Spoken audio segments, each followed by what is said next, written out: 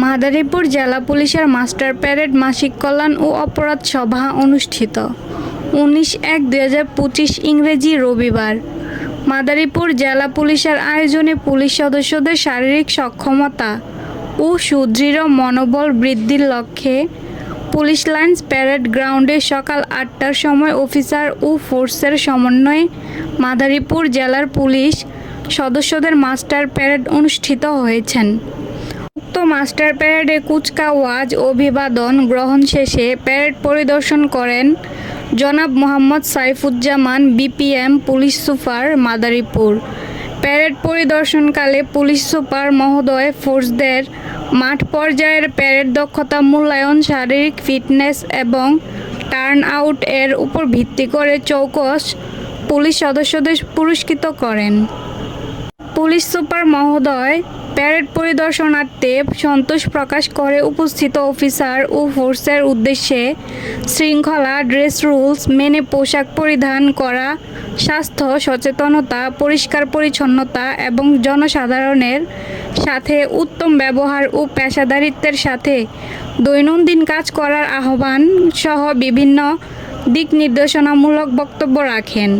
উক্ত মাস্টার প্যারেডে কমান্ডার হিসেবে প্যারেড পরিচালনা করেন জনাব মোহাম্মদ সালাহ উদ্দিন কাদের, সহকারী police super ops Madaripur. Master parade শেষে পুলিশ সুপার মহোদয় পুলিশ লাইন্সের যানবাহন শাখা পরিদর্শন করেন এবং বিভিন্ন দিক নির্দেশনা প্রদান করেছেন। মাস্টার প্যারেড শেষে পুলিশ সুপার মহোদয় পুলিশ লাইন্সের যানবাহন শাখা পরিদর্শন করেন এবং বিভিন্ন দিক নির্দেশনা প্রদান করেছেন। মাসিক কল্যাণ সভায় পুলিশ সুপার মহোদয়ের কাছে পুলিশ সদস্যরা ব্যক্তিগত ও সমষ্টিগত বিভিন্ন দাবি দাওয়া এবং সমস্যার কথা তুলে ধরেন। পুলিশ সুপার মহোদয় তাদের দাবি দাওয়া এবং সমস্যার কথা মনোযোগ সহকারে শুনেন এবং দাবি দাওয়া পূরণ ও সমস্যা সমাধানের জন্য সংশ্লিষ্টদের নির্দেশনা প্রদান করেন। তিনি মাদারীপুর জেলার সকল পুলিশ সদস্যকে আন্তরিকতা, সততা ও নিষ্ঠার সাথে দায়িত্ব পালনের নির্দেশনা প্রদান করেছেন।